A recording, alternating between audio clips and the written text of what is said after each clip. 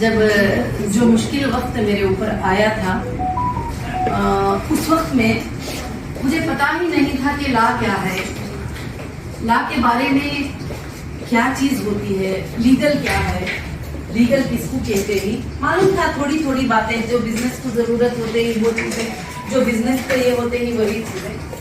तो फिर अचानक ये हीरा लॉ एसोसिएशन स्टार्ट करने का ये मकसद इसलिए है कि हीरा लॉ एसोसिएशन मैंने इसलिए स्टार्ट किया है कि हिंदुस्तान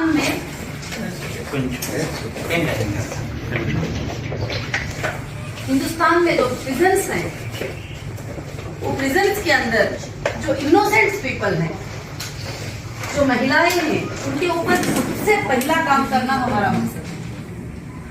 और खासकर से जब मैं अंदर गई थी उस वक्त में अरेस्ट होकर, इंडियन कॉन्स्टिट्यूशन बहुत ग्रेटफुल ऑर्डर्स हैं। अरेस्ट से लेकर एक प्रिजनर्स की कैसी सेफ्टी है, किस तरह से उसको रखना है, किस तरह से उसको देखना है, क्या क्या उसको कर सकते हैं, क्या नहीं कर सकती, मैनुअल में पूरा जेल के आ गया। मगर जब मैं वहां पर अंदर गई तो उस वक्त मैंने देखा तो जेल एक मैनुअल के तरह नहीं चल रही थी, जो अपनी मर्जी से जैसे चलाना चाहते ही वैसे ही चल रही थी।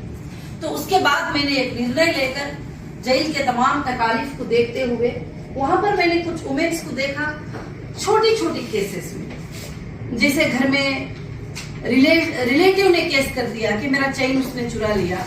अब वो चुराया है नहीं चुराया है नहीं मालूम, तो वो एक लेडी जेल में आ गई। ये मुंबई जेल का, बैतुल्ला जेल के बारे में बोल रहे। तो वो आ गई अंदर।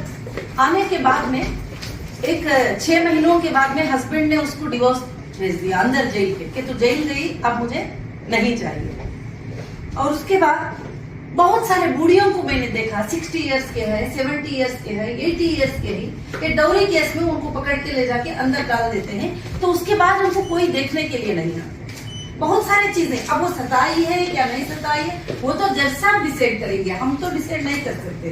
तो मगर मुझे जब उस वक्त में मैंने देखा कि कई लोग, और दूसरी बात एक औरत को जो है जब वो जेल जाती है, अगर वो गर्भवती होती है तो उसका बच्चा होता है, तो उसका बच्चा उसके पास 6 साल तक रहता है, पनिशमेंट होता है, तो फिर उसके बाद वो नहीं रख सकती। जब उसके बच्चे को 6 साल के बाद उससे लेकर चले जाते हैं तो वो बच्चा कहाँ है क्या है उसको कभी पता नहीं चलता। तो काफी चीजें ऐसे हैं, और काफी संस्थाएं भी हैं जो हेल्प करते हैं जाके वहां पर उनको देखने के लिए, माओं को मिलाने के लिए वगैरह सब। तो सबसे बड़ा जो प्रॉब्लम मैंने देखा है कि 2000 फाइन के लिए, 3000 फाइन्स के लिए, 10,000 फाइन्स के लिए अगर बाहर आ जाएंगे तो वो पैसा दे सकती हैं, मगर अंदर उनको वो फाइन ना पे करके 1 ईयर 2 इयर्स वैसे ही उसके अंदर रह जाते हैं। अगर वो पे भी करते हैं तो उनके सर्विस करने वाले कोई लायक नहीं होते हैं, जाके कोर्ट में उनका पेपर लेकर आए और डालें और जमा करें। ये सब चीजें मैंने देखा है अंदर, और काफी चीजें भी देखा है जो मैनुअल के बराबर नहीं चलते हैं। जैसे कोई एक कांस्टेबल है, एक अंडर ट्रायल लेडी अंदर आती है तो बोलिए 420 इधर आजा, उसको पकड़ के मारी। और गरीब है तो उनके साथ ज्यादा जुल्म है, थोड़ा इन्फ्लुएंसर है, थोड़ा देखने में ये है तो फिर उनके साथ जो है थोड़ा ये है। तो फिर ये सारे चीजों पर मैंने 2 ईयर 6 मंथ अंदर फाइट किया है। और मैंने हर बार, चाहे आईजी साहब क्यों ना रहे, चाहे सुपरडेंट साहब क्यों ना रहे, सबको भी मैंने बात किया है कि मुझे जेल मैनुअल चाहिए। और एक बार मैंने मुंबई में पूछा कि मुझे जेल मैनुअल चाहिए, तो मुझे नहीं दिया गया। फिर उसके बाद मैं जज साहब के सामने मुझे अटेंड किए तो मैंने वहां कहा कि जज साहब मुझे जेल मैनुअल चाहिए, मुझे पता होना चाहिए कि मेरे राइट्स क्या है, मुझे क्या करना है क्या नहीं करना है। तो फिर जज साहब ने आदेश दिया कि 1 वीक के अंदर उनको जेल मैनुअल देना है हाथ में, नहीं तो बहुत गलत बात होगी। तो जब जेल मैनुअल मेरे हाथ में आया तो मैं जेल मैनुअल में देखती हूँ कि इतना सेफ, इतना सिक्योर लिखा गया है, सबके लिए इक्वल राइट्स, हिंदू के लिए, मुस्लिम के लिए, क्रिश्चियंस के लिए। तो मुझे तो मैं फैन हो गई। जो भी लॉ हिंदुस्तान में कमेटी ने फॉर्म किया, जो ब्रदर अम्बेडकर ने उसको जो है लॉ में लेकर आए, तो मैं तो उनके फैन हो गई। कि यहाँ तक लिखा है कि उनको खाना कितना दिया जाए, यहाँ तक लिखा है कि उनको सालन कितना देना है, यहाँ तक लिखा है उनको सुबह में 7 बजे चाय और ब्रेकफास्ट कैसा होना है, यहाँ तक लिखा है कि रात में उनको क्या चाहिए, यहाँ तक लिखा है कि उनकी मेडिसिन कैसी देना चाहिए, यहाँ तक लिखा है कि उनको क्या बोलना चाहिए क्या नहीं बोलना चाहिए, यहाँ तक उनके जान की सेफ्टी सिक्योरिटी। ये तो मैं तो पढ़ने के बाद तो मैंने कही कि मैं तो जस्टिस के हाउस में हूँ, मैं तो सेफ हाउस में हूँ, फिर मैं ये जेल करके क्यों फील करूँ, मैं किस लिए फील करूँ, तो फिर मैं जो है इस बारे में स्पीच देती थी। आप क्यों फील कर रहे हैं, आप ऐसा फील करो कि आप एक कॉलेज में हैं, आप पढ़ रहे हैं, आप पढ़ो लिखो, आप कुछ गुनो, आप कुछ बनो, आपको जो आता है वो दूसरे नहीं आने वाले उमेश को सिखाओ। तो वहां पर जो वो डिप्रेशन में थे वो सब बाहर निकलना शुरू करे। हाँ, आपको ये वो जो कार्ड होता था वहाँ पर जो कांस्टेबल होते हैं उनको भी ज्यादा से नहीं मालूम होता है, वो बोल देते हैं कि अब तुम्हें तो पूरी जिंदगी यहाँ रहना है। अब वो बेहोश होके गिर जाते हैं। उनको मतलब बहुत सारी चीजें ऐसी सामने आते हैं जिनको मालूम नहीं होता है। तो ये सब चीजें देखकर आने के बाद में मैंने डिसीजन ले लिया कि मैं हिंदुस्तान की एक जेल पे नहीं बल्कि 600 मोर देन 600 जेल्स हैं उस पर मैं काम करूंगी और उसके लिए वैसा जस्टिस बनूंगी और मैं उसके लिए जस्टिस को ये और एक ऐसा मौका देंगे कि हम जितने भी लोगों को लीगल प्रॉब्लम्स होते हैं, कभी आधी रात में प्रॉब्लम आ जाता है, कभी 2 बजे प्रॉब्लम आ जाता है, कभी 3 बजे आ जाता है, हॉस्पिटल है तो इमीडिएटली होता है, मगर लॉ के लिए कोई ऐसे सर्विसेज नहीं है कि जो 24 आवर्स होते हैं। तो फिर हमारे लॉ एसोसिएशन में ऐसा सॉफ्टवेयर रहेगा जो 24 आवर्स भी उनको लीगल जो है नॉलेज देगा और नॉलेज जो है देंगे और वो खाली सिर्फ उनका अपडेट कर देंगे।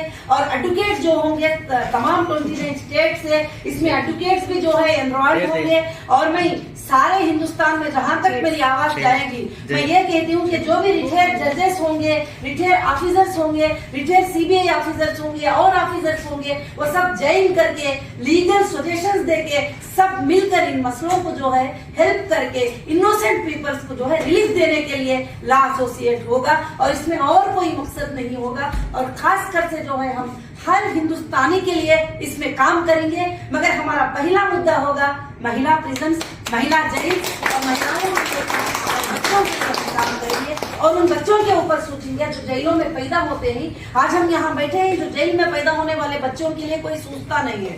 यहाँ पर देखते हैं कि ये गरीब बच्चा है, वो गरीब, सबसे गरीब वो बच्चा होता है, सबसे हेल्पलेस वो बच्चा होता है। वो बच्चे को ले जाके कहाँ डालते हैं, क्या पढ़ाते हैं, क्या करते हैं, उस पर हम टोटल जेल के बच्चों के स्कूल्स पे नजर रखेंगे। और मेरा इरादा है कि उन बच्चों को भी जैसा दुनिया में माँ बाप पढ़ाते हैं उस तरह से हम उनको एजुकेशनल में बहुत आगे ले जाकर उनको इंटरनेशनल जेल में पैदा होने के बाद भी तुमको हिंदुस्तान में देखो कितना अधिकार है, कैसे तुम आगे बढ़ सकते हो करके बोल के उनको बताना मेरा मकसद है। और वो मैं राइट अप कर रही थी, कभी समझ में नहीं आता था, रात में बैठ के सोचती थी कि मैं कब स्टार्ट करूं ये काम, मैं कब स्टार्ट करूं। मैं अंदर गार्ड से वादा करके आई थी कि मैं बाहर जाऊंगी ना, मैं इनके लिए काम करूंगी। सब लोग बोलते थे, हाँ सब लोग ऐसा बोलते हैं, बाहर जाते हैं तो हमको भूल जाते हैं, फिर कोई हमारे लिए कुछ काम नहीं करता। और उसी तरह से बहुत सारे लोग शिक्षा वाले होते हैं, जब उनकी शिक्षा खत्म होती है तो उनको लेने भी कोई नहीं आता। मालदारों को तो आ जाते हैं, जो गरीब लोग होते हैं, शिक्षा होती है कंप्लीट होती है, उनको लेने कोई नहीं आता।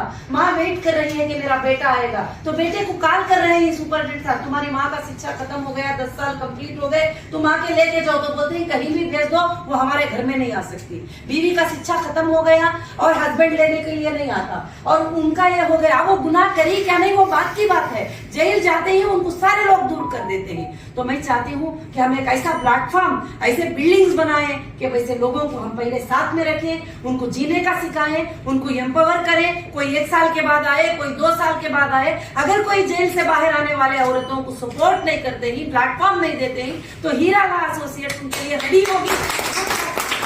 हम उनको साथ भी देंगे, हम उनको सिखाएंगे भी। ये सारे चीजों को मैंने जो है सोच कर रखा है। मगर आज मैं गार्ड का बहुत ज्यादा शुक्र अदा करती हूँ कि वो आज ये मौका लेकर आ गया है। तो हम लोग कॉन्फिडेंटली काम करेंगे तो ये काम कर पाएंगे हम। और हमें हमारे कोर्ट्स भी ऐसे कामों के लिए सपोर्ट करते हैं। सपोर्ट क्या है, जो लॉ में है, जो एक्ट में है, वही काम हम कर पाएंगे और उससे आगे तो कुछ नहीं कर पाएंगे। हम तो किसी को डोर खोल कर लेकर तो नहीं आ सकते। हम जज साहब के पास जाएंगे और उनके सामने रखेंगे ये तकलीफ है, अगर वो रिलीज करते हैं तो लाएंगे, मगर वो कोशिश करने वाले भी नहीं है। और उसके बाद जेल में मुलाकात नहीं मालूम बहुत सारे लोगों को। एक बार जेल में लेके चले गए तो माँ को भाई को मिलने के लिए जाना, ये सब कुछ नहीं पता होता है। तो फिर हम वो सारा नॉलेज जो है लोगों को देंगे, और यूट्यूब के ऊपर हमारा चैनल रहेगा, ऑनलाइन पे हमारा चैनल रहेगा, और लीगल जितनी मालूमात है वो लीगल मालूमात नेशनल इंटरनेशनल के लिए भी करने के लिए ये है। और मैं इंटरनेशनल बिजनेस वुमेन होने के नाते जैसे दुबई, कतर, कुवैत वगैरह, वहां भी हमारे इंडियंस को काफी प्रॉब्लम आ जाते हैं, उनको पता नहीं चलता है और उनको कोई बात करने वाला नहीं होता है। हमारा एक विंडो खुला रहेगा, वो लोग इंटरनेशनल से भी हमारे पास अप्लाई कर सकते हैं कि हमारे से पॉसिबल है। अगर जैसे हमारे सार हैं और भी दूसरे सब जो भी हैं तो पॉसिबल है तो हम उनकी मदद करेंगे, भले उनको लाने की मदद करेंगे, भले उनको एक फोन से लीगल नॉलेज की मदद करें, भले उनको कुछ पैसे की मदद करें, जो भी मदद है तो मदद हम जरूर से जरूर करेंगे। और मैं सबको बहुत थैंक्सफुल हूँ। आज हमारी ये छोटी टीम बैठी है, 1 साल के बाद 10,000 लायर लोग इंशाअल्लाह, और फ्री सर्विस जेल के सामने 10 वकील खड़े रहेंगे और फ्री सर्विस करेंगे और जाकर लोगों को जो है वो काम करेंगे। ये मकसद से ये लॉ एसोसिएट स्टार्ट हुआ है। और मैं जब तकलीफ उठाई तो मुझे ये तकलीफों के बारे में समझ में आया, तो मैंने गार्ड से यही कहा कि मेरा जाना बेकार नहीं था, इसलिए था कि मैं मालूमात करूं, मैं इस बारे में नॉलेज आए मुझे, और मुझे गार्ड दिखाना चाहते थे देखो कैसे जुल्म होते हैं ये चीजों के। कुछ इंटरनल बातें हैं वो मैं बता भी नहीं सकती पब्लिकली, इस तरह के टार्चर्स वहां पर होते हैं, तो उस पर नजर रखा जाएगा और जेलों में हमारे एसोसिएट की तरफ से विजिट किया जाएगा और वहां देखा जाएगा कि क्या